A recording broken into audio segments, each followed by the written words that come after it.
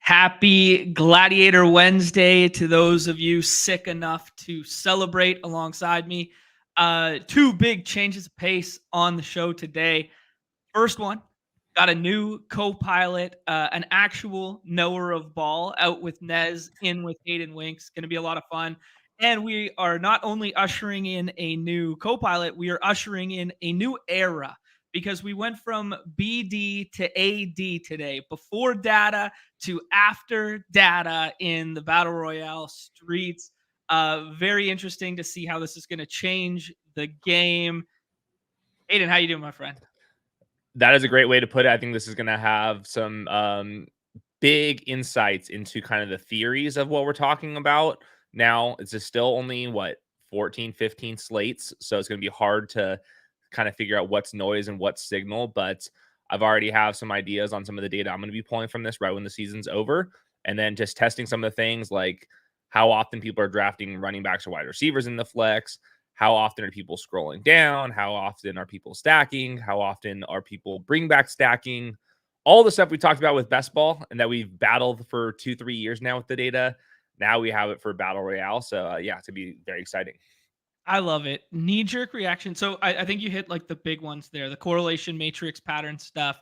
The if people are scrolling far enough / the value that it opens up with when they scroll, like what's being utilized in the flex week over week. I think it's going to be really cool to find out all that stuff.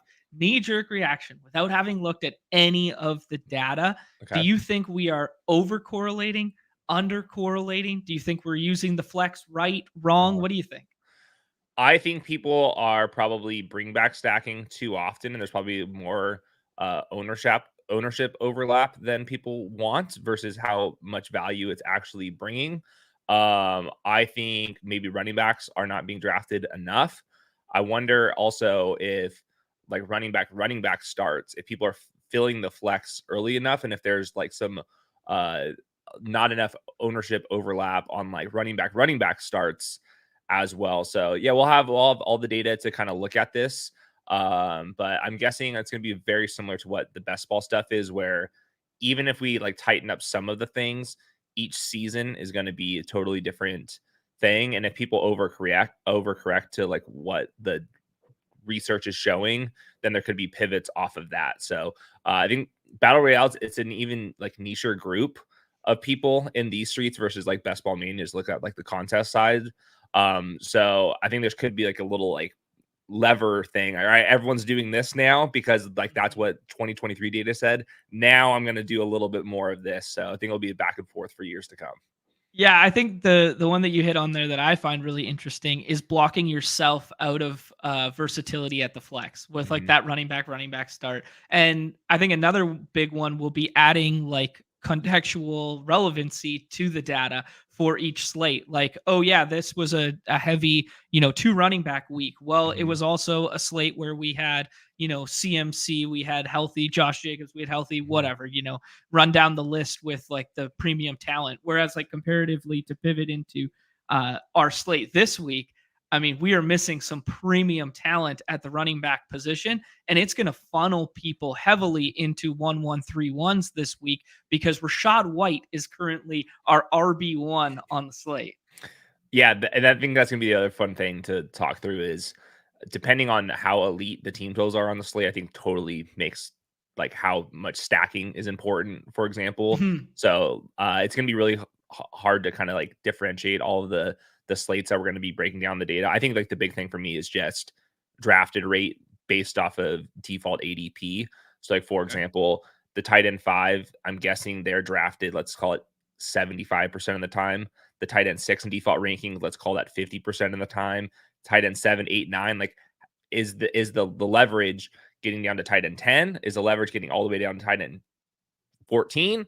Or is it everyone's already doing this enough and maybe I'll just stick with the tight end 6s if they're only being drafted 30% of the time. So I think that's like kind of the thing I'm going to look for first is just default rankings by position and then the drafted rate off of that, and then kind of see how far we need to actually scroll down.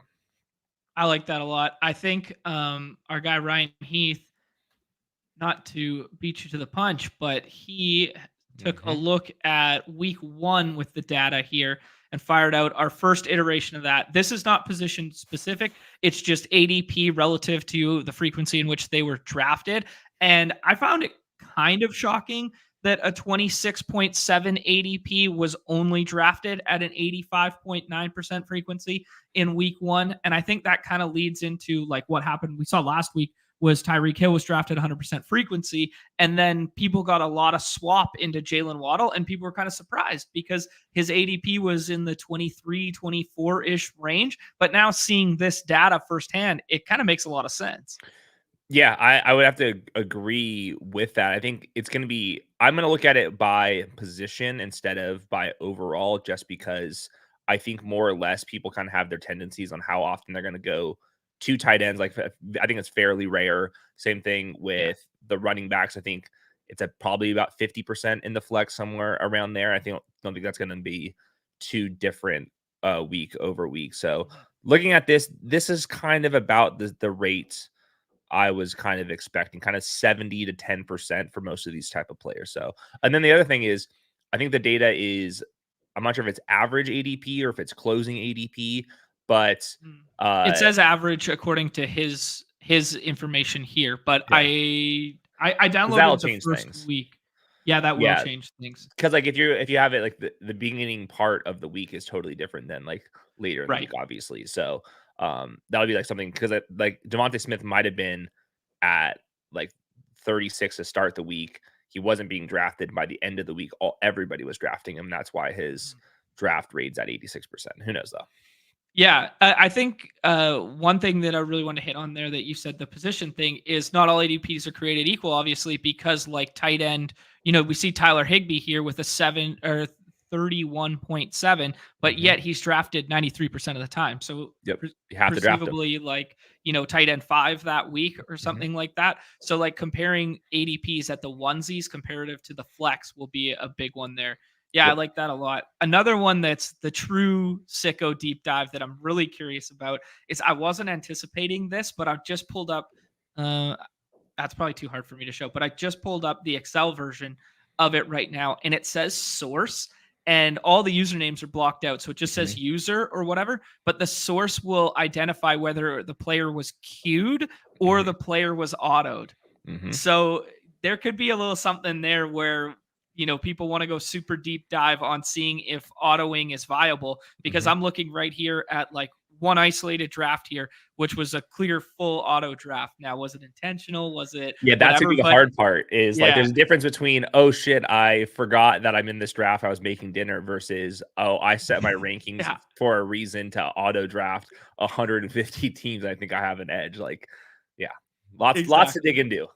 Yeah, it's going to be really fun. I'm really glad that you guys did this, and I'm really glad it was done in this way with some transparency behind it too. Because I think just, putting in screen names and doxing the shit out of, the guys who have been winning this year, like Crash Rich and whatever, it would have put guys at a disadvantage. Now this is a completely level playing field where all that's X'd out. I think that was really sharp, whoever was in on that decision making. I believe we're going to have this for other sports if it's not already out there. Sweet. Probably NBA, we'll see. Nice. That'd be very cool. It'll be very interesting to see the difference in NBA ADP relative to draft frequency versus NFL, because the scroll the F down mantra definitely way more applicable in NFL than NBA, but it'll be interesting to see what the success rates are sport versus sport in terms of scrolling.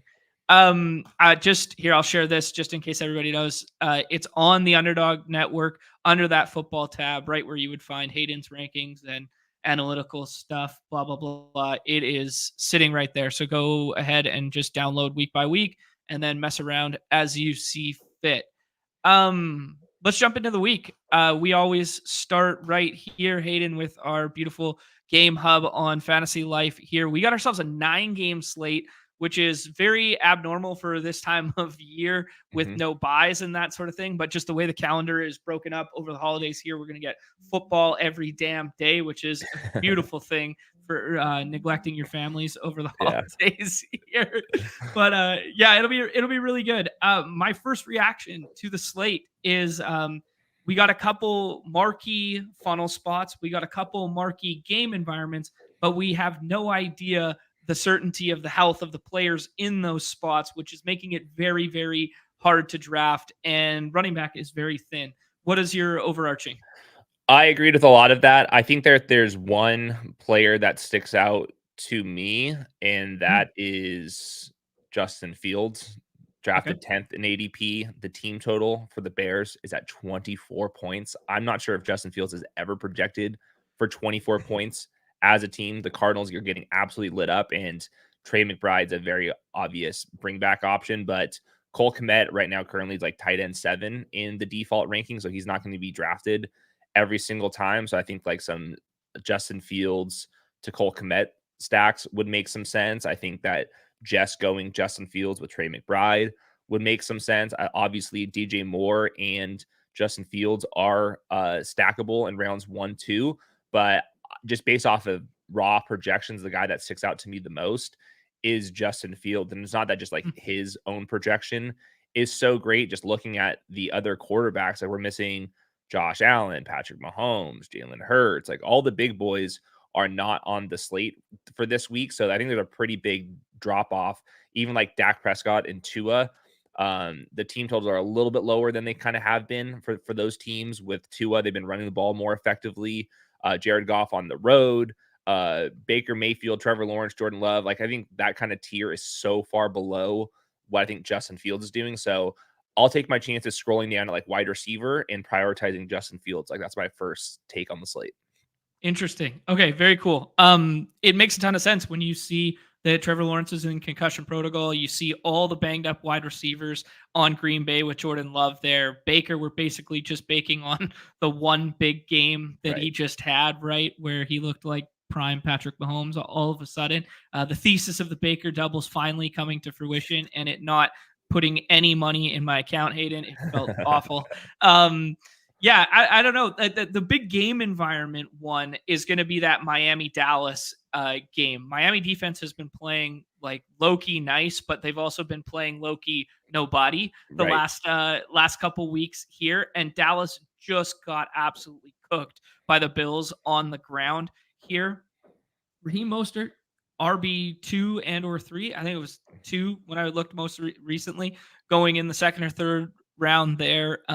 Achan, he's going 20th, something like that, which is RB5. Yeah, what are we doing with this with the big circle your calendar game on the week? I think that sometimes these big games, like players get kind of pushed up because everyone's going out of their way to stack it. So, like for example, Jalen Waddle, assuming that Tyreek Hill is back, is going too early, in my opinion, 13th overall as the wide receiver 7. Like, obviously, can always break the slate, but I just don't think he projects as well. So, I get sometimes leery about overstacking these huge games, but Mhm. I'm with you on like Raheem Mostert at 12th overall.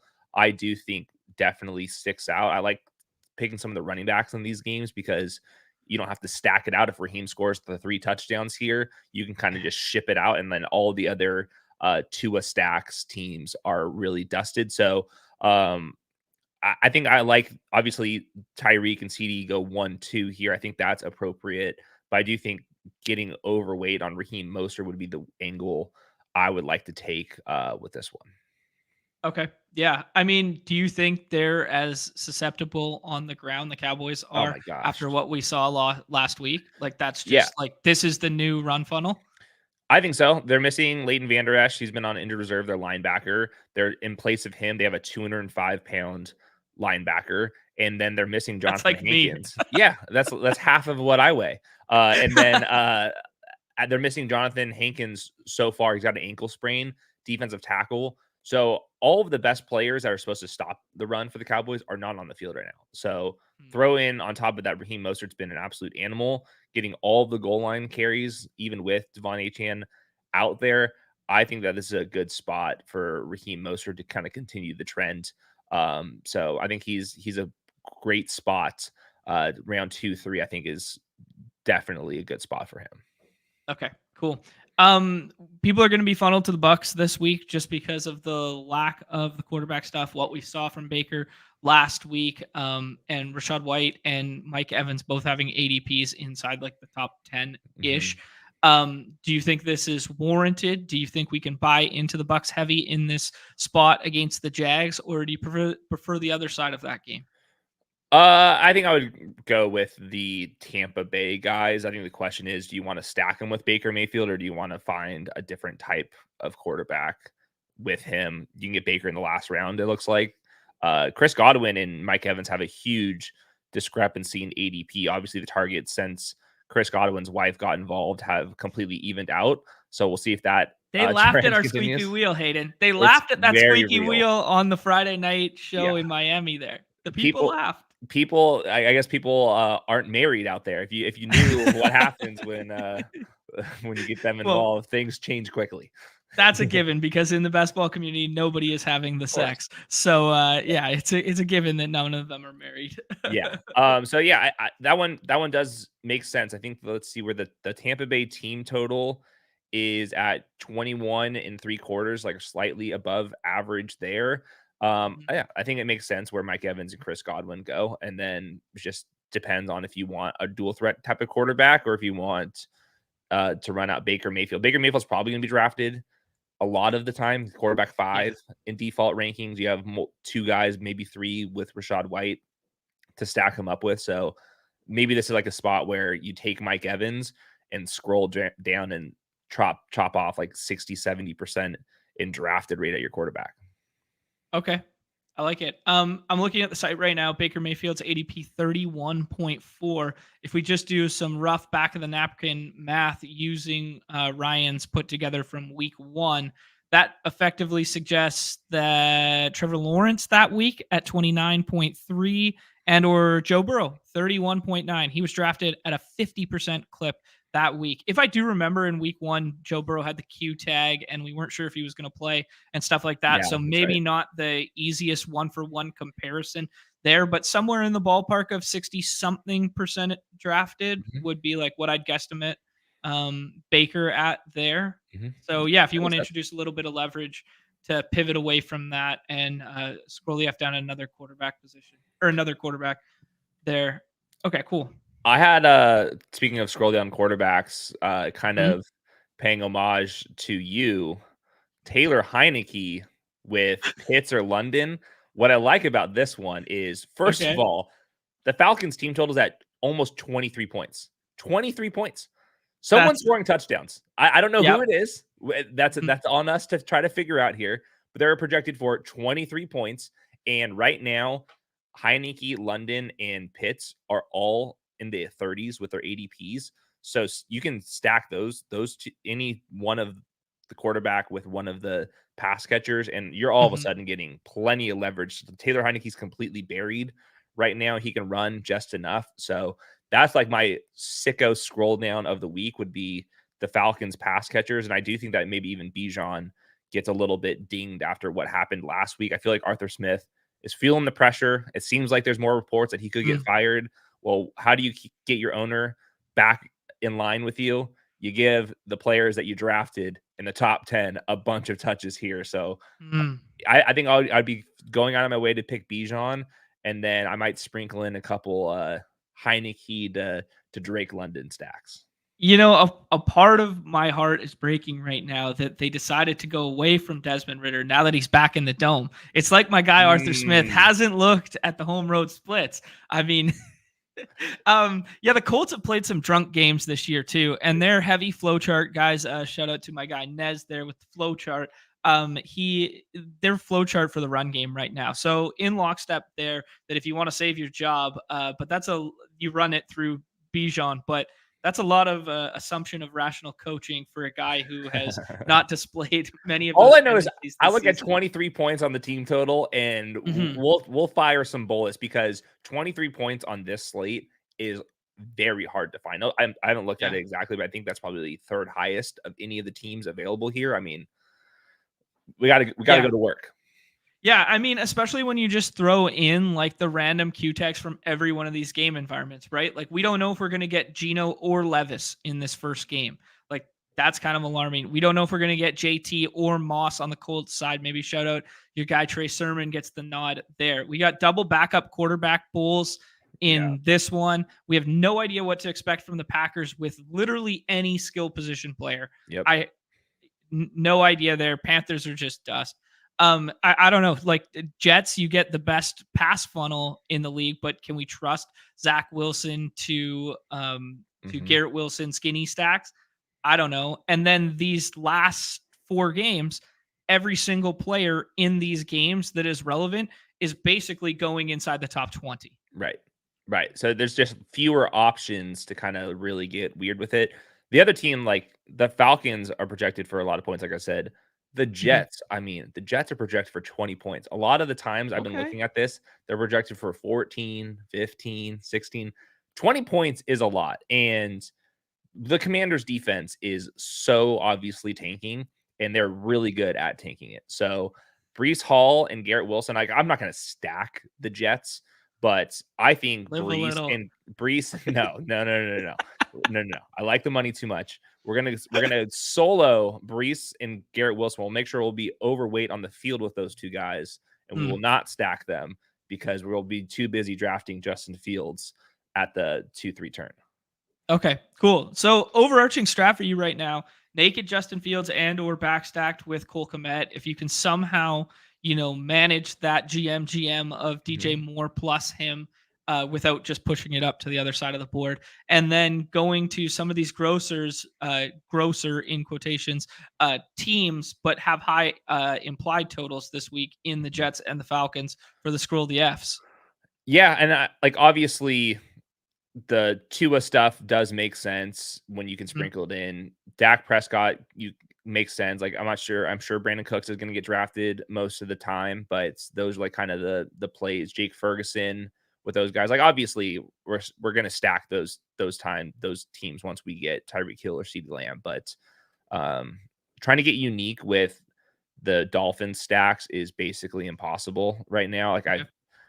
I mean, there's just not another option right now. It's like just Waddle or Tyreek, but I don't think I want Waddle at his ADP. So if I Yeah, was, it would just be Tua and Tyreek.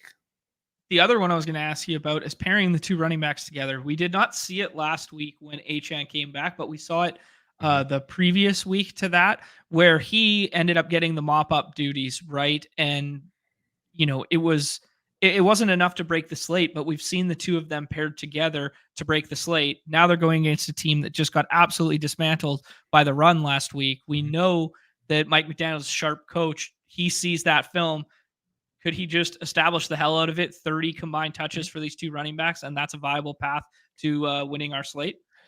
I think it's definitely on the table. I'm curious how often those dudes get paired together. Like I'm not sure if people are like scared off of that or if people are drafting battle royales are overstacking that. So I'm not sure like what's the sharp play there, but I do think it's like viable. Like those two guys could be the guys you certainly need. I think the Cowboys defense has some very serious issues right now, and I think that their offense will bounce back.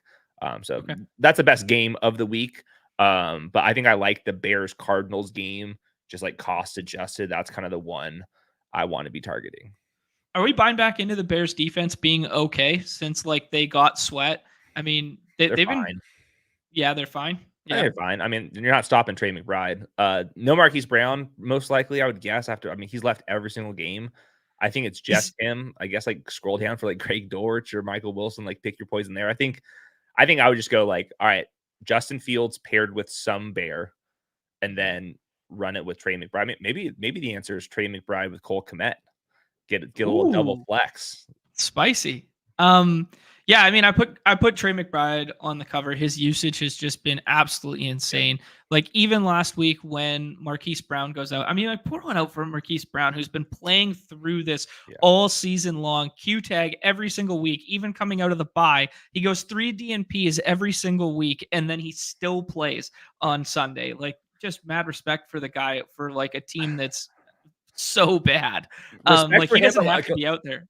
why did like Cardinals sit him for 1 week and then you actually Right. have Yeah. him for the 3 healthy games? I mean, what are we doing? Classic Cardinals.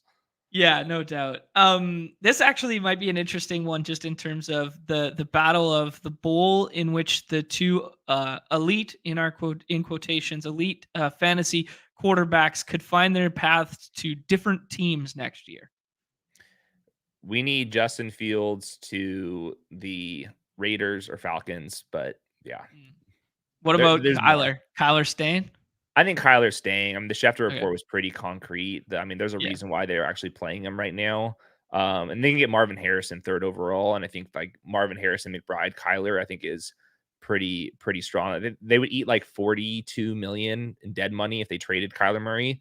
So I'm not That's sure a if lot. like this ownership like wants to do that. It's like not like the most cash friendly ownership Yeah. across the league. So I think I'm taking Schefter and others, people out their word, and that it makes sense. Like Marvin Harrison, Kyler Murray, Marquise Brown on the franchise tag, Trey McBride, and let's see what happens with that. Cool. Let's talk about Lions Vikings. A very important game, just in general in football standings and Mhm. for our playoff contests and stuff like that. Vikings could be a low key backstack option here if they can pull this one off at home. I don't know what quarterback you choose to stack with it, but Justin Jefferson and Jordan Addison, you could do Mhm. worse with like round 9 and 10 picks in the gauntlet there. But yeah, I'm not sure I want to buy fully into the Ty Chandler stuff that I saw last week. It was nice to finally get touches and be utilized like that. I'm anticipating Alexander Madison comes back for this game. That's just like my stance as of right now. But this game is like really priced up, with the exception of David Montgomery and Jordan Addison and Nick Mullins. Is that any interest to you, or do you just like the premium stuff?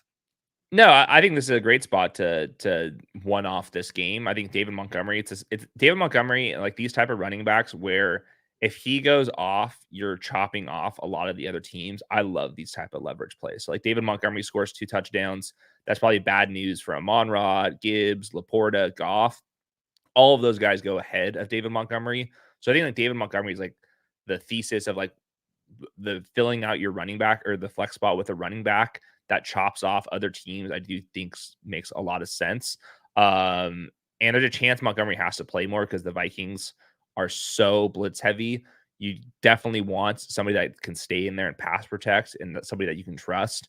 I think even with Gibbs balling out, I do think that they still trust David Montgomery, maybe in a matchup like Minnesota where they're potentially bringing 7, 8, 9 defenders at a time. So I think there's a chance that he plays a little bit more. Now, the Vikings have been very good against fantasy running backs in general, so it makes sense that Montgomery's buried, but I do like him. And then I think that Ty Chandler is a good pick here. His ADP is in the last round, 34. I think that that'll probably go higher throughout the Okay. week. Just even if Alexander Madison does come back, Kevin O'Connell basically was like, this is our dude. Ty Chandler's just way better than Alexander Madison. Lions have been good against fantasy running backs, but they placed a defensive tackle on injured reserve, a very good one in Lee McNeil. And I think they're going to play a little bit more balanced and let Ty Chandler cook. He was really good in the pass game last week as well. So I Yeah, I think Ty haven't Chandler's a good one to get leverage off of the Jordan Addison type of picks. I, I haven't watched the stats versus film from last night Mhm. yet. Did Ty Chandler pass the eye test? I think so. Yeah, I think Okay. so. Josh was super fired up about it as well. I thought the Vikings offensive line looked really good. Yeah, I think people, if they're zooming too in on the Lions defense, they're good against the run. I think eventually that will get exposed and Ty Chandler can win through the air. I love Jordan Addison, like complete baller, like no disrespect there.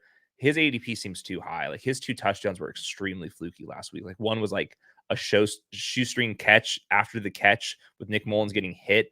And then the other one was like a scramble drill.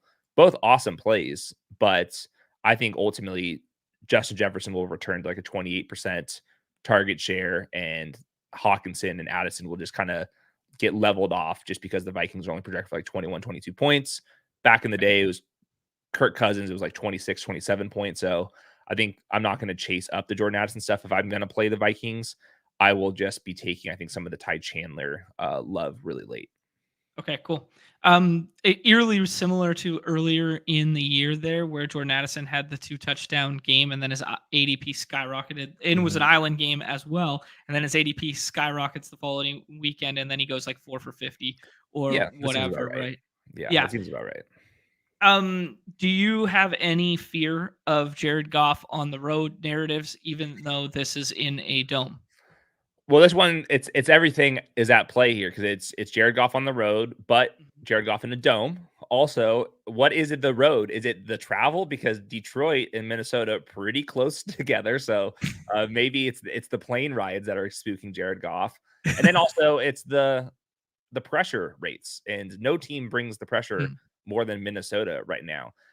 Now, Lions have a healthy offensive line. They got Frank Ragnow back, their center. He was amazing. Both their tackles are really good. David Montgomery in pass protection, Sam Laporta in pass protection. I think that they could block this thing up. So I think it's a fine spot right now. Like Detroit, their team total is at 25, which is only behind the Dolphins mm. on this slate.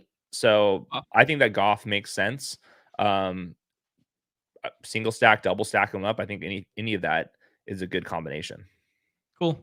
Yeah, I like that a lot. I think it will probably be the most common skinny stack of the week will be Goff to Amon-Ra just because it's more readily obtainable than Tyreek to I think maybe because Tyreek will be spread around a little bit more would be a better way for me to say it there. I think there might be a little bit of leverage in going skinny stack Goff with Gibbs that less people will be inclined to do that because the other one's so readily available. Yeah, Um, I think looking at it, Amon-Ra Laporta is gettable together in rounds 1, 2, and then Goff a couple rounds later. So I think some yeah, people will have some doubles here. I'm not sure if you have to have doubles. I think it's certainly fine. Uh, to me, I think that like Laporta could be like really like the guy that you definitely need. But I'm like struggling to pick like who should even be third, fourth, fifth overall. Like Justin Jefferson third overall seems rich to me. Same thing, like Amon-Ra hasn't been as good recently at fourth overall. Like you said, Rashad White's the RB1 on the slate. Like I don't know. Like this is where like he's I think Fields and like Raheem Mostert I think are ranked like around too low. okay. Very interesting. Yeah, I'm seeing the Rashad White get pushed up. I saw him go 101 last night Wow. just because of like the scarcity in Hmm. quotations at Hmm. running back comparative. But I think there's some scrolly F down running backs. We'll get there in a sec here because like I think just because of name value, people aren't willing to get there, and maybe the spots aren't great, but like Chuba Hubbard or Singletary Yeah, or for stuff like sure. this, Oh like yeah. big time usage funneling their way in recent weeks. And then you can just roll the dice on like Jonathan Taylor and then get a swap to like, I don't know, Goodson or Hmm. Trey or whatever, right?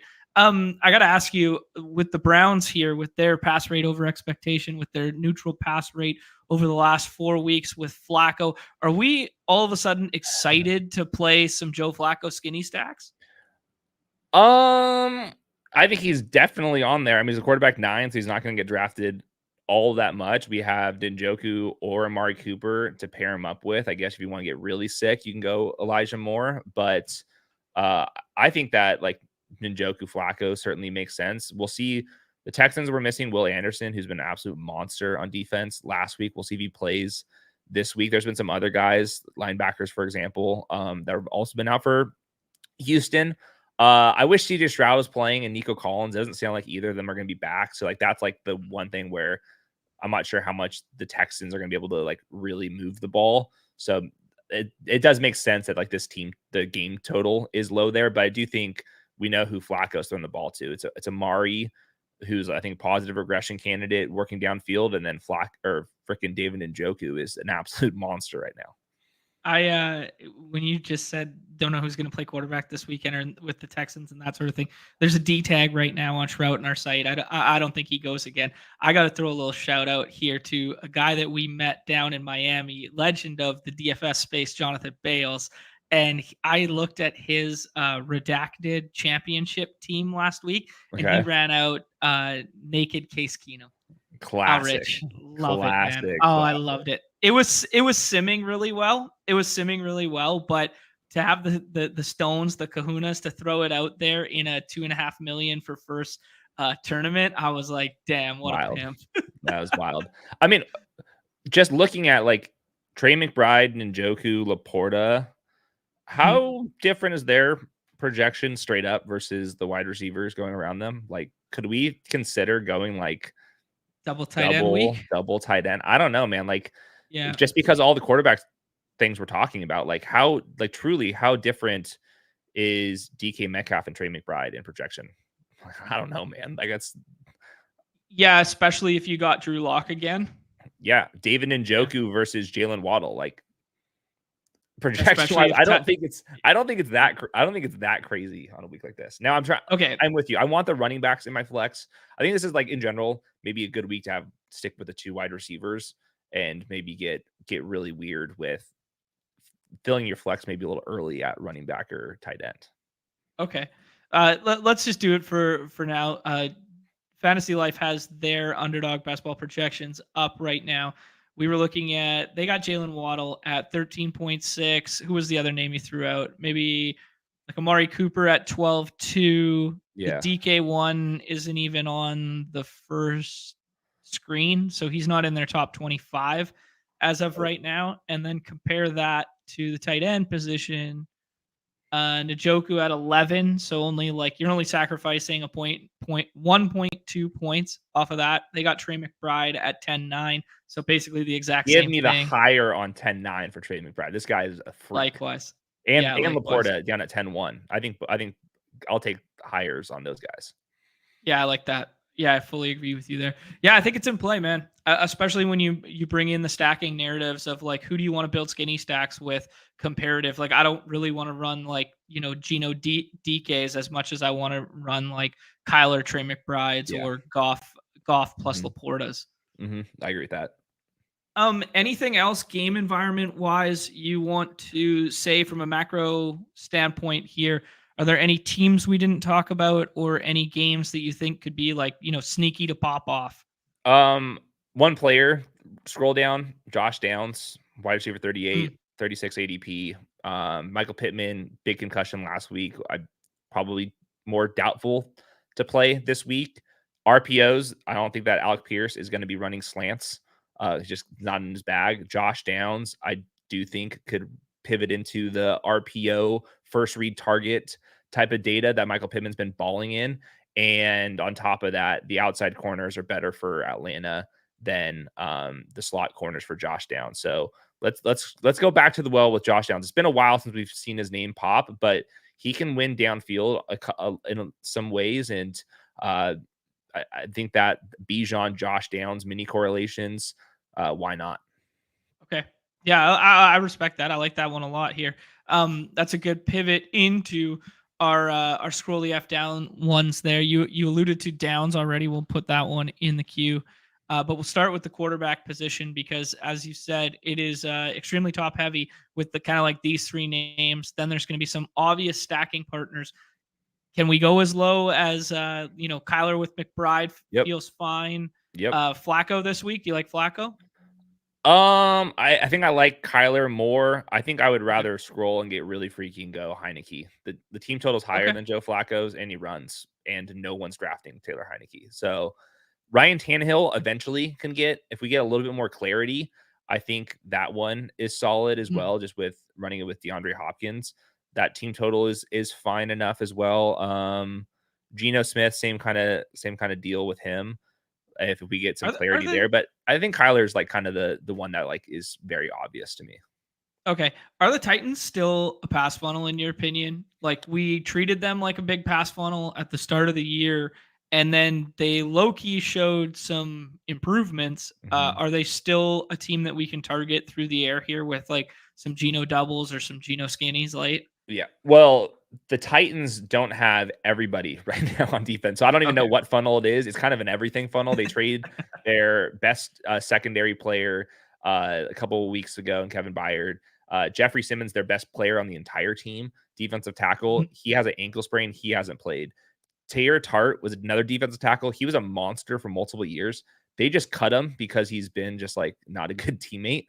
So like, who are the good players on the Titans right now? So like, I don't know what it's there. I think they're an everything funnel. So I think it is a good spot to get. I think Kenneth Walker's in play, DK Metcalf, any of these guys. I think the Titans defense is just not good right now. Cool. Yeah, I contemplated a little Ken Walker on the cover just because he finally Mhm. looked healthy and he looked really Ooh, good there. I went with ATN instead because I think he's going to project better than Walker will this week. And it's early in the week. Maybe I'll save Ken Walker for off and on the clock on Friday there. But yeah, any last quarterback that you want to mention to sound smart to add to our list there, or are we good to move on? I think I like Kyler. I think that would be like the one. And then sicko Okay. one is build one Heineke team. All right, like it. Do we think we get Sam Howell or Jacoby Brissett this week? I think it'll be Hal. You can't save your. I don't Okay. think his job's worth saving, but I don't think you save your job with Jacoby Brissett. But I think it's very clear that Brissett is better than Hal. So I don't Okay. like him against the Jets either way. It's kind of crazy that I mean, granted, the score was out of touch. It's a perfect passing script, blah blah blah. But it's kind of wild that Terry McLaurin put up a career high in receiving yards in a quarter and a half with Jacoby Brissett, and Sam Howell just doesn't want to throw him the ball. Insane, really Yeah, insane. wild. The running back position. Okay, this is the first one we got to get off the. Do we agree that Rashad White just has to be RB1 this week? I have Raheem Mostert ranked highest on the slate for me personally. Interesting. Okay, Yeah, cool. Yeah, that's I don't know. I said this to Nez on I guess it was Monday.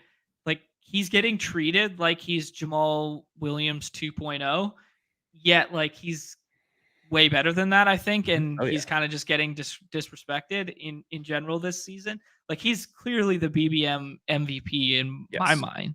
yes. I mean, he gets the goal line touchdowns, Mhm. and unlike Jamal Williams, he's capable of ripping off a 70-yard touchdown. So I mean, Right, yeah, he's fast as hell. yeah. So That I whole love offense Raheem. is just so fast. Yeah. Okay, cool.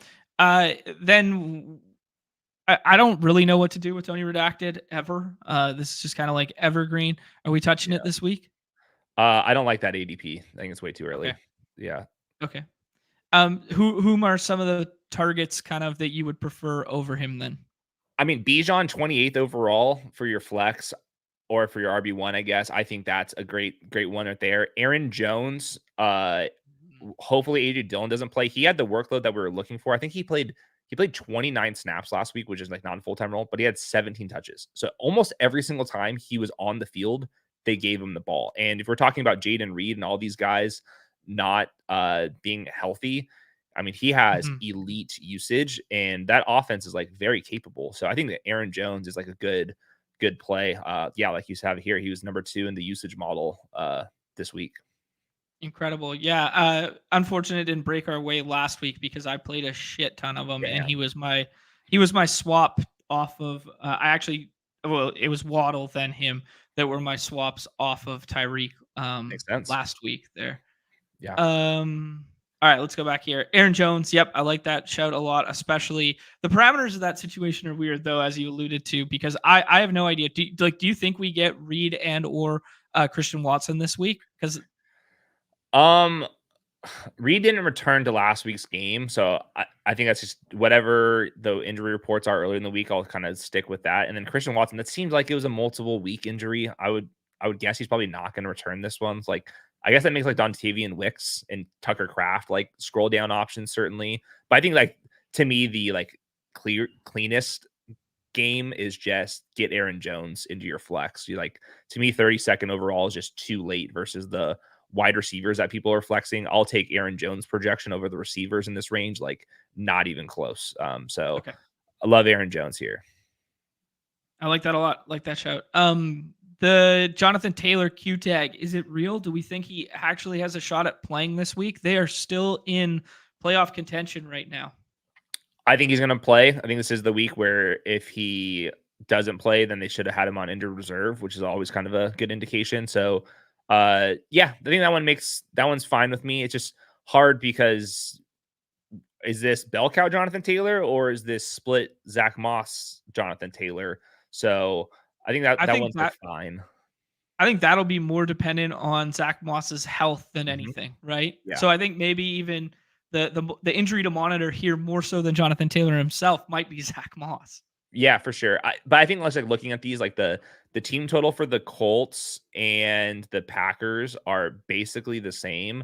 And if I know Aaron Jones is going to get all the touches, I feel like I would rather just take Aaron Jones. And there's some guys Okay. underneath this, like the guys you name, like Chuba Hubbard. I mean, my gosh, for last pick in your draft, somebody getting 20 touches. I mean, that's Mhm. like insane. I had in my notes here with Chuba, he's the RB9 on RB5 usage this month. The Panthers in these 4 games this month have scored 10.7 points on average. So he's been getting it done as an RB1 when the Panthers have been awful, awful, awful, Right. awful. Like even the Panthers this week are still awful. Don't get me wrong, but they're projected for Mhm. 17. I mean, that's an extra touchdown possible for Chuba Hubbard. So I think And Chuba Hubbard's a perfect option. we've been targeting Green Bay on the ground like all year. Like it's kind of like it's become apparent that they can get gashed. Oh yeah. Is it Dehember anymore, or was Dehember canceled when we saw his last 50 touches go for 2 yards per carry?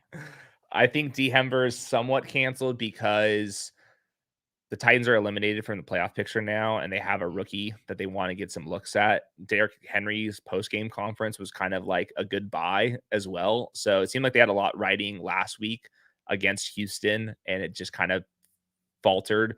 So I would way rather have Ty Chandler than Derrick Henry straight up. I would rather have David Montgomery than Derrick Henry. James Conner's like the same exact bet to me. Like, what's the Yeah. difference? Same role. And then I think Chuba and Devin Singletary, I mean, they have the bell cow roles. Obviously, just the team environments aren't great, but I mean, Devin Singletary and Chuba Hubbard catch passes and have the goal line role like Derrick Henry has. So I would rather just scroll down and let everyone else kind of take Derrick Henry at like a 60% draft rate. And I'd rather have these guys that are hopefully closer to like 20. Beautiful. I like it. We have seen Arizona get gashed on the ground. We saw Deonta Foreman come back and kind of jump into a lead role, whatever Ah, that means when they're going three-way split, blah, blah, blah. We saw him yeah. get drafted in the dog bowl that week as well. Is he a good leverage play of the scroll the F down variety off of the Justin Fields stuff if we can give him, 14 to 15 touches? Yes, but also no. Like, if you could tell me that it was going to be Foreman versus Roshan versus Khalil Herbert, sure. I think he's in play. If you're doing a bunch of these and you want to pick Deonta Foreman on 4 of them, sure. I think that's Okay. definitely possible. Yeah, that team total is really high. Deonta Foreman got the first 2 goal line carries last week. Then he more or less got benched. They're kind of like how the split was like Deonta drive, Khalil Herbert drive, Deonta drive, Khalil Herbert drive, and then on top of that, Roshan Johnson plays all the obvious passing downs. I mean, Mhm. that is not a good situation. You could though luck into Gus Bus type of games with Deonta Foreman. That's the perfect comp. The Gus Bus is the absolute perfect comp. Chad giving us a little boots on the ground here that Pittman was limited today, which is Okay, not that's good. anticipated. Which that is good because the other thing to note about Pittman with the concussion, like we've been saying all year, that it's really hard for guys to get cleared in the exact same week. He could get cleared because they had an extra 2 days. Mm-hmm. So Yep. like compared to usual, might be there. And then JT with the full practice. We talked about we kind of glossed over Gibbs there, and maybe that's my fault. He's been balling right now. David Montgomery's still getting more carries than him and stuff like that. Does it matter? Is Gibbs ADP warranted? Yeah, I mean, he has like huge potential always. I do think going back to the Vikings defense blitzing and just throwing a lot of exotic use. They're number 1 in drop 8, where they're only rushing 3, and they're also Mhm. number 1 in bringing 7 or 8 defenders. So you better have your Whoa. head on. You better have your Yeah. head on if you're playing running back and trying to diagnose this thing. So we'll see how much they trust him. If they give Gibbs a bunch of touches and trust him in pass protection, that is extremely positive sign for how the Lions feel about him. They clearly definitely like him, but like this is like the ultimate how much ball do you know? How much do I trust you game of the year? So we shall see. Very interesting. That's a good ball take. Nice loving the hand on the podium take for Derrick Henry there. There was one in the chat here a minute ago. Juice McCaffrey, but I can attest to this one and answer it on Hayden's behalf. These guys are as sick as we are. Their brains are broken too. On Saturday morning, we're sitting around the backyard breakfast table in Miami there, and every single one of us was on our phones drafting, whether you're an employee or you were just someone like me. We were all drafting, so they were trying to fill lobbies all weekend. Yeah, I would say the only difference is it takes a little bit longer for our drafts to fill. So sometimes you'll catch people sleeping. They enter the draft, then they get called into a meeting. The draft starts 20 minutes later, and all of a sudden they're on auto. So there's a little bit of equity to be had there. That said, the amount of times that happened to me where I've entered a draft, got pulled into a meeting, and then now I'm on auto makes it very tilting. But yeah, we draft just enough to know what's up. The Zoom call equity. I don't know how to factor that Brutal. into the spreadsheet. Brutal. Uh, Okay. I've mhm. one. If you want to get really crazy, scroll down. Yep. Chris Rodriguez got the goal line roll, rookie. Oh, I mean, we are scrolling so far down with the yep. Commanders. Yeah, we'll see. He doesn't even have a projection right now, but Brian Robinson missed practice today. We all thought it would be such a nice spot for Antonio Gibson last week, trailing script indoors. This is going to be the spot. He's finally going to get the pass catching and the goal line usage. And sure as shit, he basically didn't play in the second half, and it was Chris Rodriguez. So they clearly liked the kid, and they were mixing him in prior to Robinson even being hurt. Yep. So that's a pretty good scroll the F down shout. But that is scrolling. One in a max. That's 1 in a 150, and that's a not safe for work call. But I do think that over time that would be a good call. You got 1 cent of EV. I mean, you got me excited because I don't even think I've ever shouted a running back that doesn't even have a number beside his name. It's just RB with a 0.6 projection. That's awesome. It probably should be that way. We got 98 of us hanging out here. Do us a favor, hit that like, hit that subscribe, hit that notification bell if it's your first time hanging out just because Hayden is alongside us. Keep us coming back around here. We like doing this. Please and thank you. The best. The wide receiver position, I guess we kind of glossed over Tyreek Hill here. He did not practice today. Do you think there's any chance he misses this week? No, I think the Dolphins knew they were going to beat the Jets by 1 million, and then this game is more important, and then he'll be out there. That's kind of how I feel as well. He's just been my 101 for the majority of these drafts. That's how I've been treating it. You said there's a little discrepancy as to what we can do at wide receiver 3. The first 2 are kind of like locked in stone here. If you were as high on Justin Fields as you are you considering putting DJ Moore over the Jefferson Amon-Ra tier, or is that too insane? No, I think that's totally warranted. Like, if I think I'd rather have DJ Moore with round 2 Justin Fields than I would Amon-Ra with like round 4 Jared Goff. I think the team total is like 25 versus 24, and Justin Fields is the entire offense. So I think that Justin Fields, like, their slates, like, there's been slates where like the elite quarterbacks are top 3, top 4 overall picks, right? More so last year than this year. The market is really shaped up differently this year. But yes, there definitely those have existed this year, but not to the same level. But maybe that's because Mahomes hasn't been playing at the exact same level as we've seen in the past. Right. You know, we've seen Hurts on so many island games. He hasn't been on the main slate. So yeah. I think there's a big drop off. Like, of the top 5 quarterbacks in my week-long rankings, only one of them, Justin Fields, is on this slate. So I think there's like a pretty big difference between him versus the other guy. So yeah, I think that going out of my way to get DJ Moore to pair up with Justin Fields, I'm totally comfortable with. And like, yeah, I think it's just like wide receivers like fairly flat. Like, CeeDee Lamb and Tyreek Hill definitely stick out, but this isn't the same Justin Jefferson. I don't think this is exactly the same Amon-Ra St. Brown, but I think I would have Amon-Ra over Jefferson, and then DJ Moore just setting up as many Justin Fields stacks as I can. Okay, cool. Yeah, I like it a lot. That's the thesis of the program right now. Justin Fields, get it going. 24 points team total. That is wild. That is wild. I think I could answer this question. The A chain compared to Mostert one.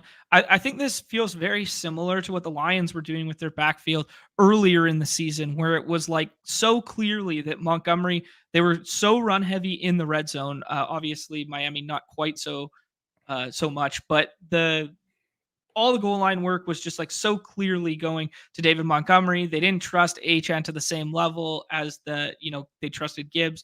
Pass pro, blah, blah, blah, that sort of thing. I just think this is like legitimately his backfield right now. And we've seen the mop up duty go Achane's way. And I think there is a little element of, we know we're going to the postseason. Let's keep him healthy.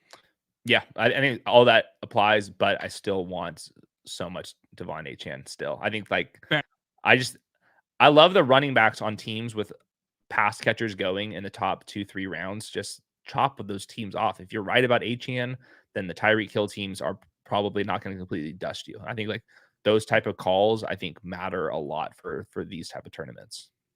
Yeah, good shout. Yeah, I like that a lot. Any of the scroll the F down variety at the pass catchers here, we've alluded to the fact that Chris Godwin has out targeted both Mike Evans and Rachaad White each of the last 2 weeks here. Maybe the discrepancy in their price should be, pushing back together, especially given Baker's price point here. What are some other names popping out to you, Hayden? Agree with the Godwin one. I like Garrett Wilson a lot at that price point as well. And then Drake London, I think, is a good one against the Colts. Those are ones that stick out. And then I think that's most the of the sneaky game of the week. That's the sneaky game of the week is Colts Falcons. Yeah, I think I agree with that one. Hopefully, we get Michael Pittman out there to make that thing a actual game. I think a lot of the time, but if not, yeah, we got downs. So that we'll see. We'll see with that one. A lot of the times, the wide receiver that I'm picking is just the second wide receiver, just correlated to my quarterback. Scroll down just a little bit more. Let's see if we can find a real juicy one. I mean, I do think that, like, if Jaden Reed's going undrafted early in the week, like, take some chances there. I think he has a better chance of playing than Christian Watson. I agree. And I think Jaden Reed's better than Christian Watson anyways. So I think, like, this would be a good time to get some Jaden Reed in before, let's say he's a full participant tomorrow, then we could be looking good. And obviously at this point, you're swapping a player with a very similar projection, even if he does miss. They're still not dead in the postseason chase, despite losing last week. Or was it last week they lost to the Giants? 2 weeks ago, and then they lost to the Bucks. Baker Mayfield lit them up. Yeah. So back-to-back weeks with losses. They're still not dead in the postseason there. And then Jaden Reed, just all the design touches, right? Like all the runs they're getting him. And then he scored a touchdown in 4 of the last 5 games. So he's a beast. Man, these ones are getting tougher. There's probably going to be a little Zay Jones love here if we get T-Law to play. I think he's done? Yeah, I mean, I went back and watched that.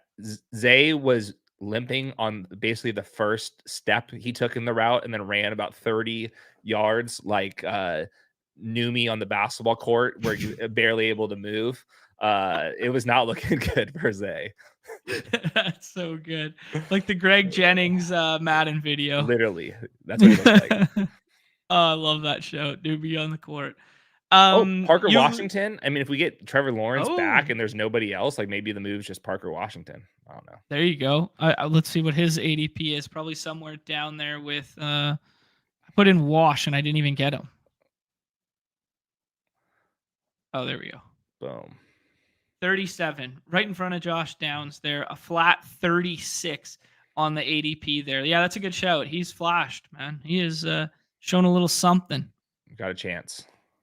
And huge pass funnel, so we're good there. Yeah. Is there going to be any love for the quarterback position if it's CJ Beathard, or for this game in general if it's CJ Beathard? He's bad, man. He's really bad. I don't know. Yeah. It seemed like they seem somewhat confident that Trevor Lawrence is going to pass protocol. So let's call it 50-50. I think at that point, if you burn a Parker Washington team, then so be it. But I think maybe the play is don't draft Parker Washington now. If we get Trevor Lawrence clarity, still Parker Washington's going to be 1% drafted or whatever. So just maybe he's the Sunday morning click. Cool. Yeah, I like it. Anyone else that you would like to add to the list here? Dontavian Wicks, and that should do it. Okay. Yeah, I tend to agree there. The other one that we said earlier was if you wanted to add like a Michael Wilson, just because of that game environment, whatever. He had no targets last week, or no catches. He had 3 targets last week in his return there. But if we get no Marquise Brown, like we could do something funky with him, with Dortch, with whatever. Yep. Okay. The tight end position is really propped up. We alluded to liking some of them. 2 tight end builds definitely in play this week, just given the landscape of the flex position. Anyone popping out as their ADP is wrong for you at the top? For me, Trey McBride is my tight end 1. Yeah, McBride's an absolute monster. So I agree with you. He should be the 1, then Laporta, then Njoku. Evan Ingram, I think that one makes sense too. Now that Trevor Lawrence is like trending at least in the right direction, Jake Ferguson's a good option. I think Cole Kmet with that team total is really good. And then after that, like I think the two scroll downs would be Kraft and Pitts. Once like there's kind of a big drop off. Like these other guys, I mean, I guess if you're like stacking them with somebody, but I don't know. I think like it's like Tucker Kraft or above for me. And I think that Dalton Schultz with Case Keenum is not for me. Yeah, I tend to agree there. I think for me this week is going to be really polarizing. It's going to be a shit ton of Trey McBride until his ADP jumps over Njoku and Laporta, or if it even gets there. And then I will sprinkle in Laporta and Hawk if they fall to the fourth round. Mm-hmm. And then it's going to be a whole lot of Tucker Kraft preying on all those Q tags and that sort of thing, or Kyle Pitts game environment play there. I really like these. Yep, that's it. Cool. What say we rip a BR? Let's do one. Let's see what we got. All right. We got hoops for days in the front here. I haven't kept my eyes on the side here to see if any news has come through here. Oh, we're doing the location thing. Hold on.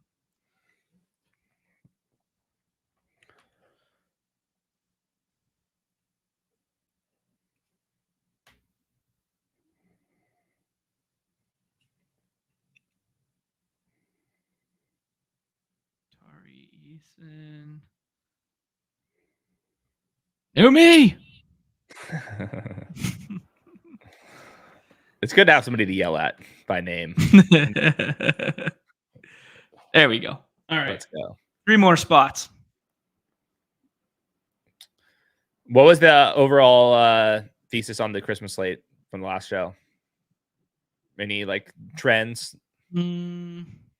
I think the thesis was, what do you do with Travis Kelce right now? Do we think he's hurt? Do we think he was warranted being taken over the flex position ones? And then there was also the Gus Bus just being completely mispriced at the bottom there. And the Jalen Hurts, because he had the Q tag prior to the Monday night game, the slate was live to draft prior to that. And I think the community was kind of still treating it like a legit, like, oh, is this an injury or whatever? So there's some 4th round Hurts teams out there. So we were talking about how do you create leverage when the 4 quarterbacks are clearly the top 4 quarterbacks and a really big deal. Can you get as Galbrain as going like, Tommy Cutlets versus Pass Funnel or something like that? Wow. My guts no. I want Jalen Hurts. I mean, Jalen Hurts, like, they're projected for a ton of points again against the Giants man cover. Like, to me, any chance at Jalen Hurts, AJ Brown, like, that would be like the number one for me. But okay. Yeah, there's definitely a bunch of those out there because Jalen Hurts was falling when he had the Q tag. I don't want to go as far as to say I think the winner's already been drafted in a contest like that because, weird stuff happens all the time. But for me, it's kind of all right. Should we do your thesis here? Should we push DJ Moore up to the 103 and make a statement here, Hayden?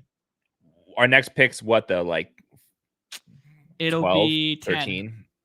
Is it man? Like, I would hate to have DJ Moore without. Let's do it. Let's try it. Let's do it. I would hate to have DJ Moore without Justin Fields, but we got friends of the show behind there. He ain't coming back. See, and there are people smarter than me.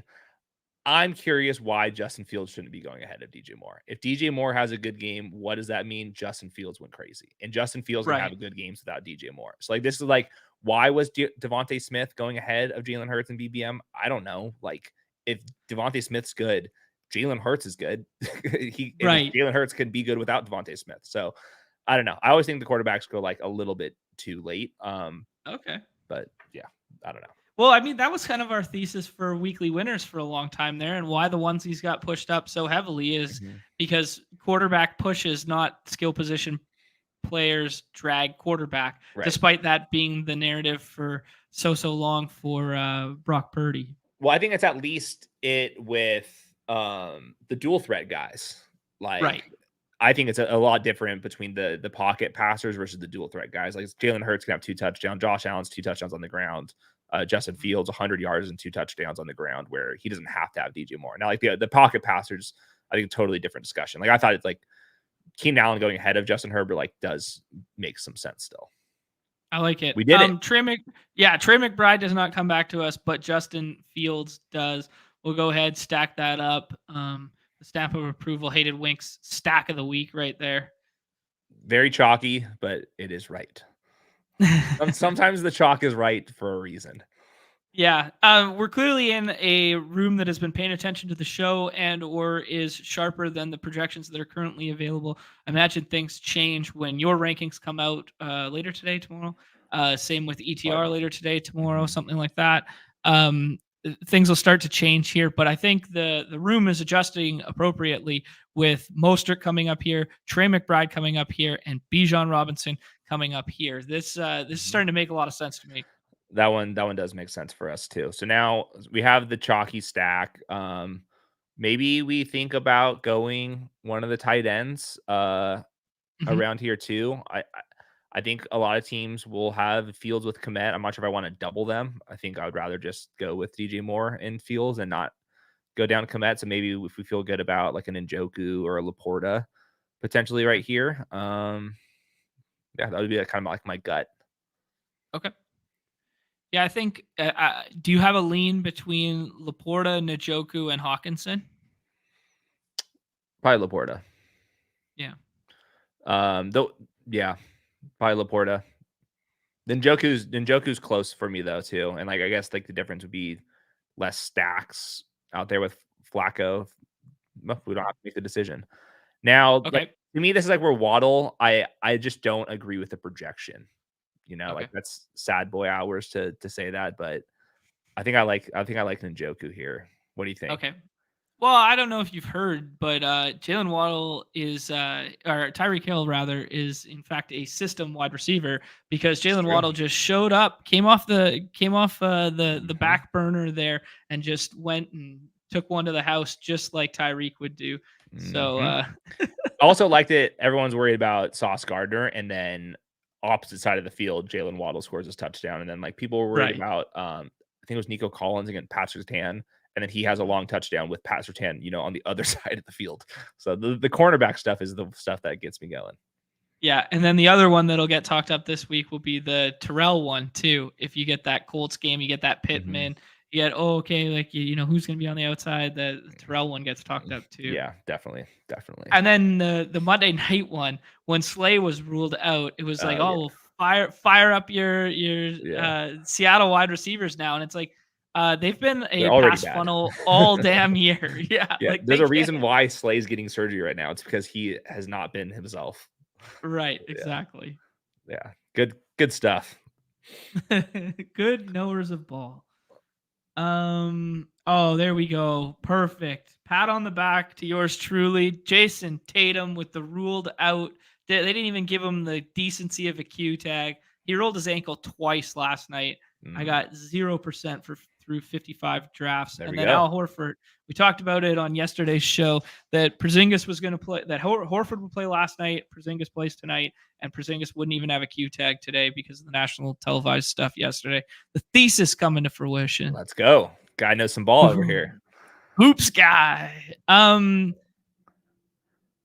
could do HN. If I was going to say there's one name that sticks out, I was going to see if we're going to be on the same page. That would be mine.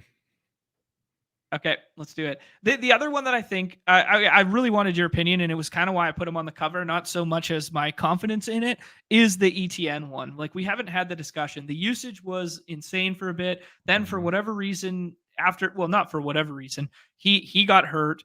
Then they've kind of like backed off of him a little bit. They've been in less positive game scripts for him.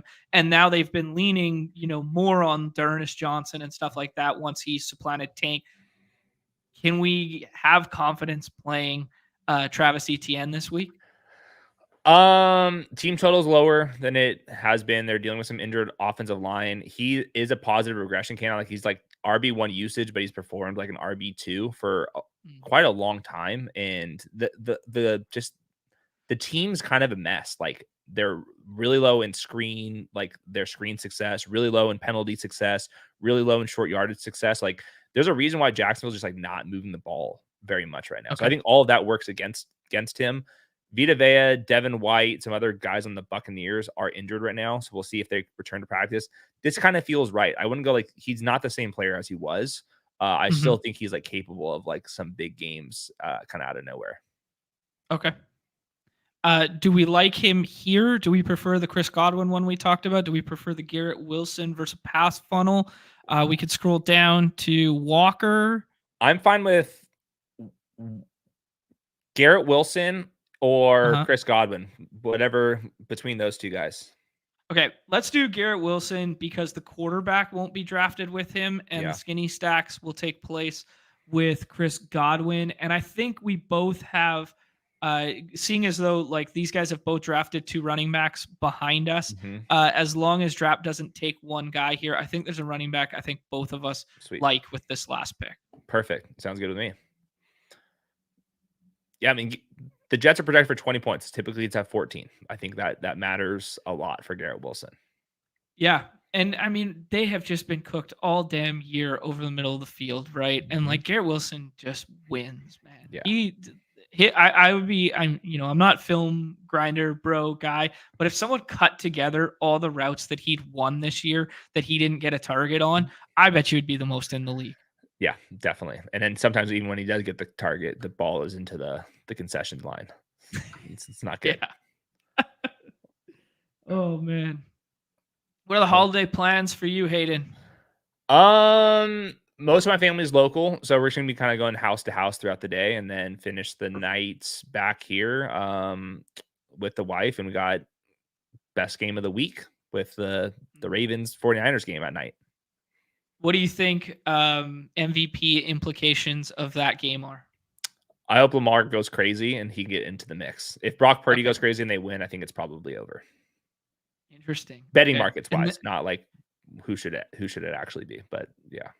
Do you think it okay? Let's make the pick here. I was going to suggest David Montgomery, but if there is a running back or wide receiver in which you prefer in this range, Montgomery, Ty Chandler, Kenneth Walker. I think Ty Chandler's nice, and Montgomery. Those two, like very similar. You're betting against the teammates that have been drafted every single time, both capable of touchdowns. So between those two guys, up to you. Okay, let's do the Montgomery one. I mean, the usage hasn't tapered off at all. And like, I don't like to think about floor in a contest like this, but like he just gets like 12 carries at a minimum every single week. And he scores a minimum of 10 points, even when he doesn't score touchdowns.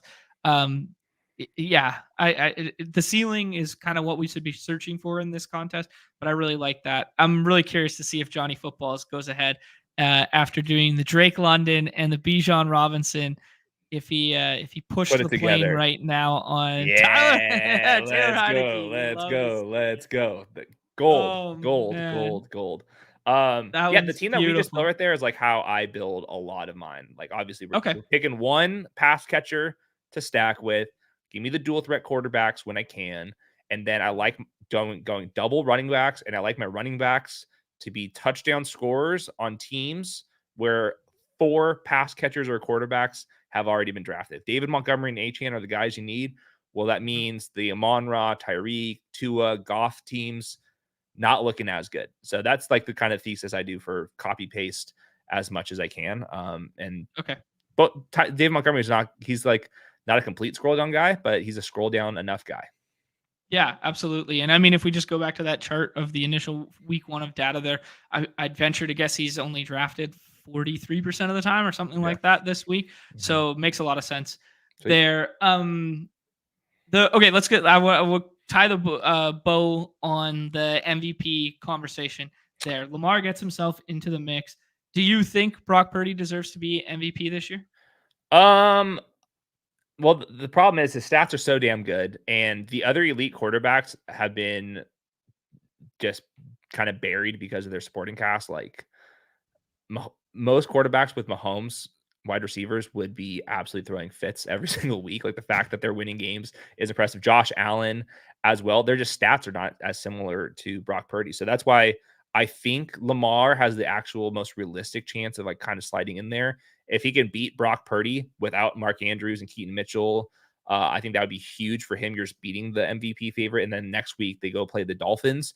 If they can win they go 14-3 this year and he beat Brock Purdy, I think that's like the best case is my team was awesome. I lost multiple skill guys and I still was able to win all these games. But the Brock Purdy numbers are going to be massive. Most of the time, it is kind of just a numbers game. So I think the one that has a chance would be Lamar, but he's got to get hot, put up some big numbers over the next couple weeks. I want Shanahan for Coach of the Year. That's my 49ers awards take. Is and what are we doing here? This team's awesome. If Brock Purdy is in the MVP discussion, how much credit does Shanahan get for developing him and drafting him? I think a ton. They lose D'Amico Ryans, who's also a Coach of the Year candidate as his defensive coordinator. I mean, he has everything. Everybody's wide open. Every single time you watch Fortnite, everyone's wide open. So I think what are we doing here with Kyle Shanahan? There's not a single owner that would trade Shane Steichen for Kyle Shanahan. Everybody wants Kyle Shanahan. What are we doing here? Yeah, that's really well put. The two things I would ask you there, is there any merit to a CMC or a non-quarterback, a CMC or a Tyreek Hill MVP? And then the other one I want to throw shade back on you is we need D'Amico Ryans for Coach of the Year, because a lot of us in Vegas there for the FFPC drafts and stuff like that, we got onto that one thanks to our guy Matt Wu-Tang Killer Bees. Shout out to him. He got us on that one so damn early. It's been good. He's very much in the mix. If he wins another game with Case Keenum, like obviously that's like these are the type of things that typically win on. Yeah, awards, it's all fucking up in the air, Fugazi. We're all making shit up here. So like it depends on what everyone's definition is. Like to me, most valuable player, every owner in the NFL, their first overall pick on who you would take for the rest of this year would be Patrick Mahomes. So does he have the same numbers as everyone else? No. Same thing with Kyle Shanahan. I think every owner would want Kyle Shanahan as their coach. So to me, it'd be Coach of the Year, Shanahan. MVP is Mahomes. The numbers don't make sense for that. And I think most people vote on the best numbers, not who's actually the most impactful player. But because we're kind of just looking at numbers and it's not the actual most valuable player, like why not Tyreek Hill or Christian McCaffrey in there? You know, like if the thing is who's the most valuable player in the NFL, which is clearly Patrick Mahomes, then anybody can win it. I don't care. Yeah, I mean, you might have to keep that Patrick Mahomes one a little close to the vest for the next little bit here. We don't want Rudman coming down. I don't know if he has the power to fire you, but I heard Mahomes is mid as hell. So he has been kind of cheering up this year because the Chiefs have not been very good. But yeah, obviously that's not how it works. It's just it's all bullshit. We're all for debate. So like I'm not up in arms about any of it.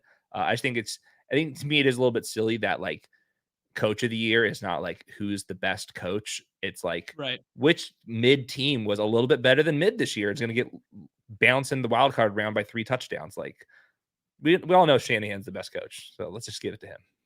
Right. Okay. Yeah, I respect that.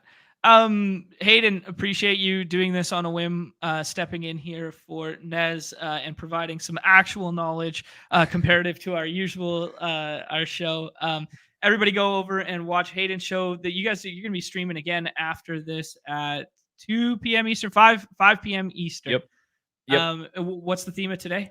Tiers? Running back rankings today, and then we'll do quarterbacks and tight ends tomorrow and defense tomorrow. And then Friday we'll do wide receiver rankings. And then, yeah, season's almost over. So then I'll be getting into off-season content, best ball content, and then also going back into the behind the scenes and try to clean up some of the draft boards and new games, new weekly winners, all those type of formats. So love when the actual season ends and I can go into kind of figure out what's next for Underdog Fantasy. It's been fun.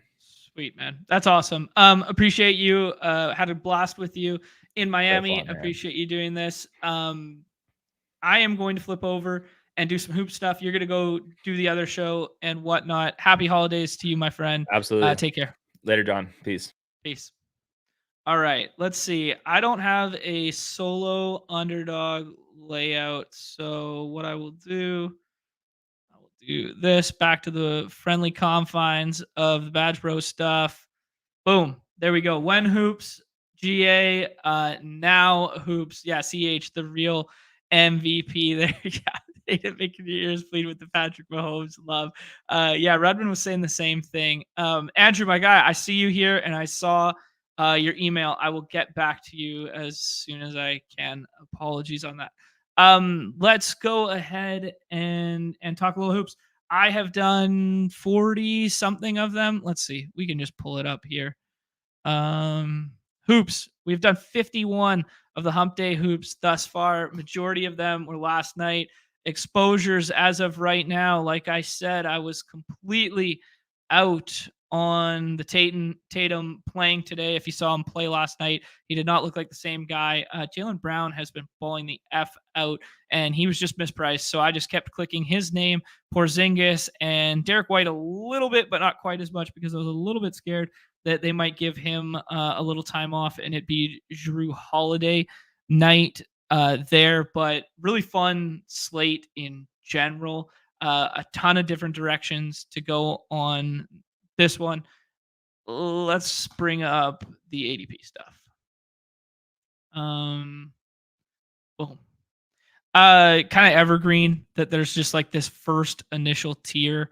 I will, you know what? I'm gonna put on a little background tunage. Yeah, here. This is how I should have started it off. Shout out to Nick last night. I'm glad he was sleeping through his sweat because it was an agonizing one with some important free throws at the end for fractions of points that could have hurt him.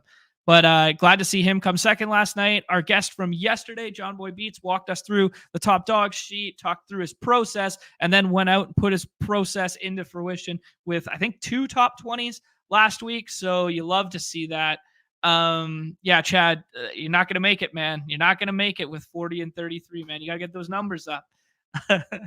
We'll see how Jaylen pushes up the board the rest of the day here. But it's hard to keep going higher with him because like there still are good players on that team that can soak usage, especially Derek White. The leverage lever to pull potentially right now might be Jrue Holiday because nobody's taking him, and he hasn't played nearly as well as those other 3 that we just mentioned. But a little bit 6th round Jrue Holiday is going to be a target of mine going forward here. I will put on. Oh, Nez put in some tracks here for his solo jams. I don't even know what any of these are. I'm looking for the classic Night Rider or whatever, and it's not even here anymore. I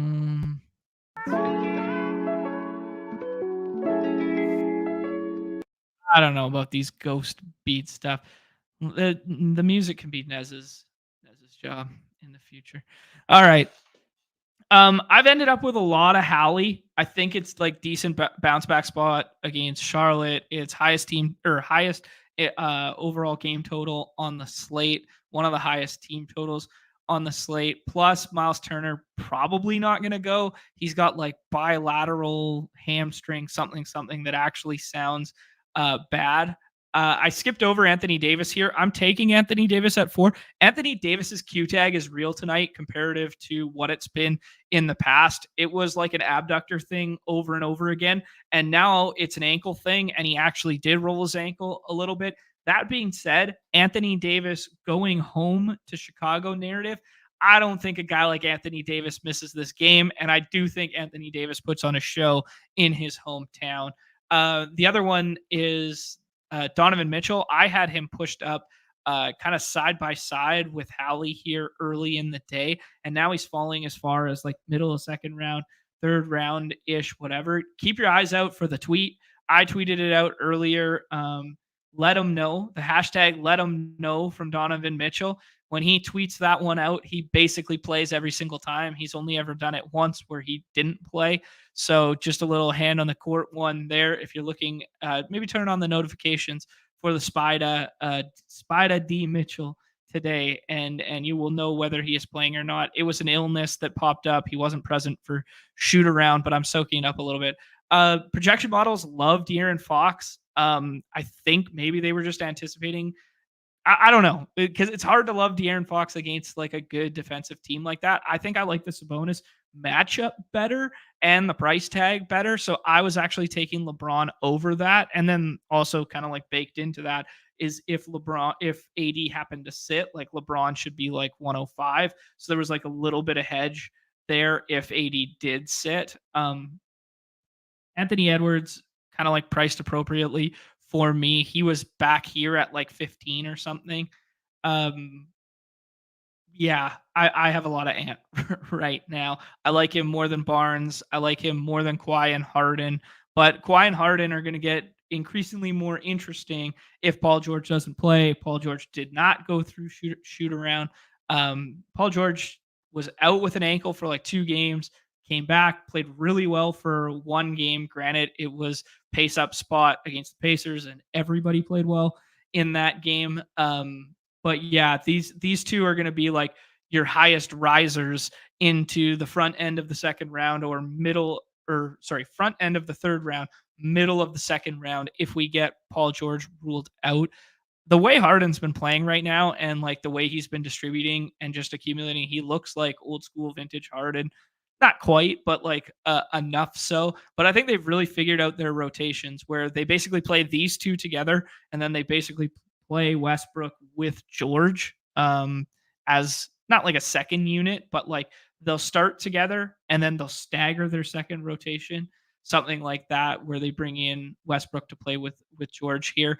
I have no problem pairing these two together today if they want to keep pace with Luka's astronomical 51 and a half total points, rebounds, assist number there. Kind of glossed over that though, but like Luka has been my 101 today, then Embiid. I mean, Embiid's just been he's killed everyone, but they haven't played anyone in a long time either, right? Like he's just been playing the Wizards, he's been playing Charlotte, he has been playing Detroit multiple times. Now he gets, Gobert and Cat. And this could be pace down spot, Wolves Loki looking like the second or third best team in the West right now. Like they look good. It's not as inviting an environment as like Luka without George, for instance. That's my bro science take right now. The projection models are all kind of like fractions of points between these three. Been targeting Terry here. There's no Jimmy Butler today, so Bam, his second game back, but Orlando will be getting Wendell Carter Jr. back today. His minutes will be monitored. Blah blah blah. Just from like a defensive matchup standpoint, the Heat have been really bad at protecting the rim this year. So maybe there's some merit in going to like 6th round scroll down Orlando guys, but probably not as far as Wendell Carter Jr. But all that to say that Bam's usage always ticks off up with Jimmy Butler not there and Tyler Hero being a nice 6th round click right now without the Jimmy Butler usage there. But I am not willing to put him over the Clippers guys with the uncertainty of George. And I'm not willing to put him over Terry Rozier with the Charlotte stuff just because that game has the ability to just go super nuke. So kind of a theme that I like the Pacers. I like Charlotte, and then I like some Charlotte and Pacers clicks in the 6th round as well when I don't get the Celtics guys. Yeah, I agree with this stance right here. Like just getting that hero click in the 6th feels good. Yeah, Chad, like it's been crazy. Embiid doesn't even play the 4th quarter and he's over 2 fantasy points per minute in his last 10. Like it's crazy, man. Yeah. It's wild, but I can't take him over Luka tonight because I just can't. I just can't. Yeah, neutral pace spot. Yeah, you bring up all the good things. I'm Team Luka tonight. I was mixing and matching early. I'm Team Luka tonight. I like the Rockets a good bit here. I've been bypassing this tier of the Knicks right here. And now we finally got Fred VanVleet to jump Sengun. The models like Fred VanVleet better. Fred VanVleet has had a really nice 2 games in a row. He broke the slate on Monday night, question mark. All the days kind of run together sometimes here. Yeah, I like pairing them together too. I'm totally fine with it. I think there's going to be enough bad defense played by Atlanta to warrant both of them getting home. The offense does run through Sangoon. It's low key not the best spot in the world for the Atlanta side, just because it is like a pace down spot for them, and especially if the offense runs through the center Sangoon there. But I've been trying to take these guys over the Knicks guys. Cat is getting my default fade of the day treatment because this kind of middling tier here. Not that I don't necessarily like them as players. It's just I liked Jaylen Brown pre Tatum being out news more than this tier. And the reason I have so much Jaylen Brown is I put him up here and did this. It's hard to ignore what Kobe White's been doing. He's the first guy, first Bull since Jordan to go 40 points and 10 assists in a game. Just crazy, man. Most improved player of the year potential right now for Kobe White. This team's better. This team's better without Zach LaVine. It's crazy. I don't know who's going to trade for him. I don't know who's going to trade for him, but they are and should and probably going to trade him. Yeah, and then this like next tier for me, like after this was if these guys happen to fall in Cat and Maxi, like I don't want to be completely dead with no exposure, so I started mixing them in a little bit. Same with like the Vooch, DeRozan, and Paulo.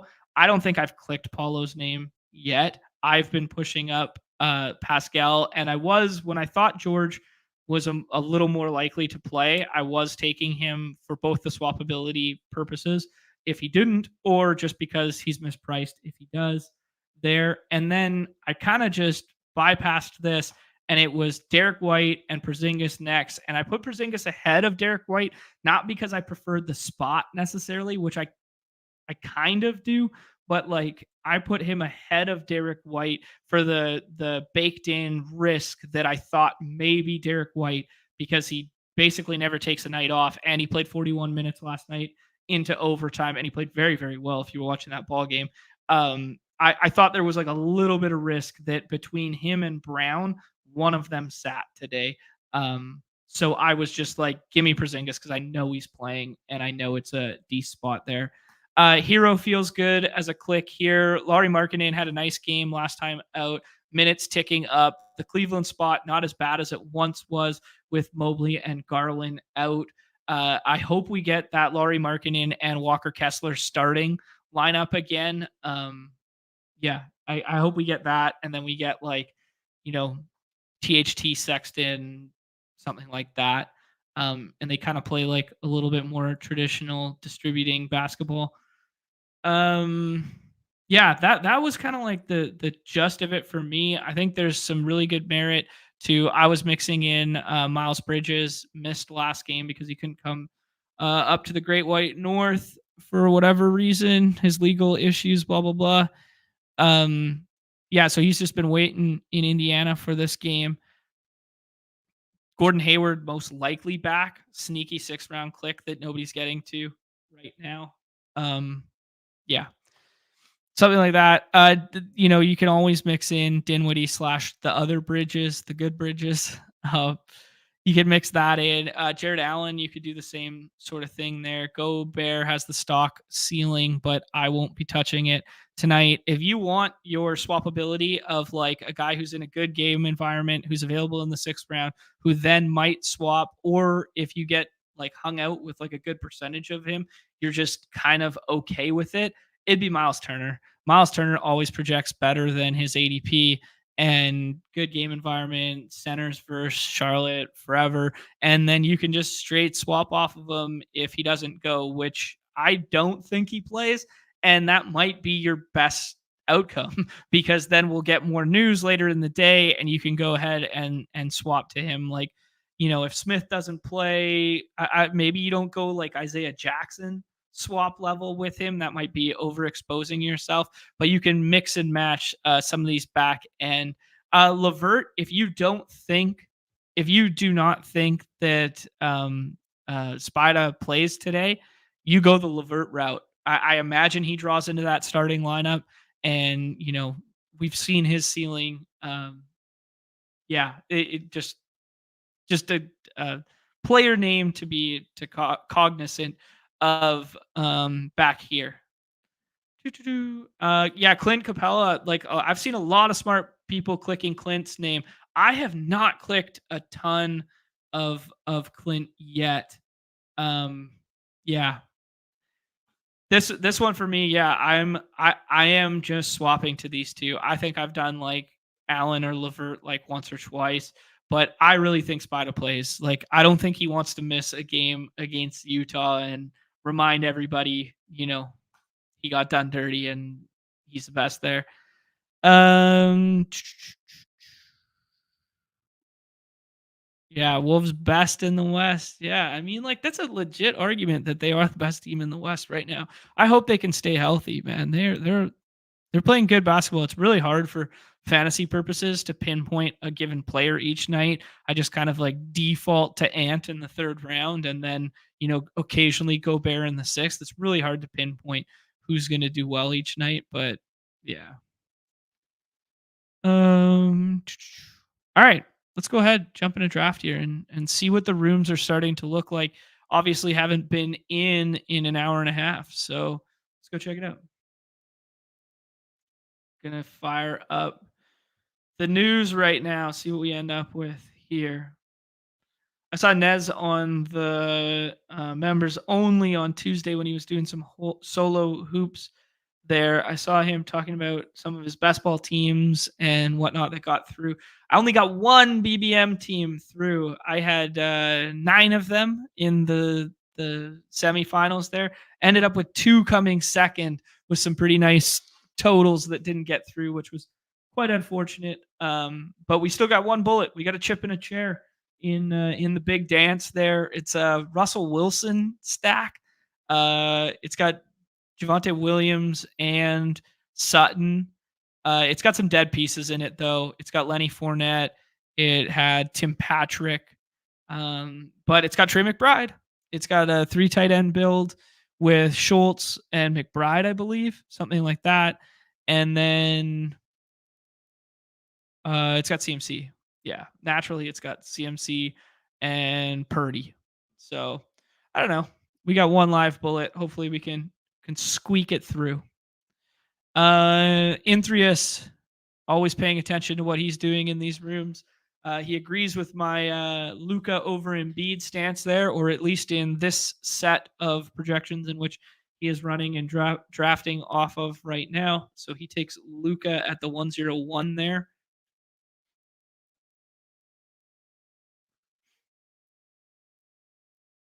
Man, Trey has been balling, but this Houston spot just feels so bad. Fox pushing up to 104 there. Man, there are some third round Fox teams from last night. I got him, deep on the back end of the board a couple times. Sabonis was going over him and whatnot. Always interesting to note, the teams that differ and change. This is AD for me. I think AD plays tonight, and I think he plays well because of the Chicago narrative and because he is the focal point of that team, not LeBron James. Interesting that Mitchell pushes up in this room. Chad showed me a GM earlier where he fell pretty far. I paired him with Luka not once but twice. Don't love the Trey spot, but I think I just go ahead and get my exposure to him at 8 here. He's just been playing too well to ignore. Tatum in here. We got Scotty Barnes in that Denver game. Oh, let's see. All right, I'll mess around with the tunage here. Maybe I should be mixing in some more Capella there in the last round. Capella versus Sengun there. I know the advanced defense people don't love Sengun on the defensive end. Shengun. My number one most butchered name.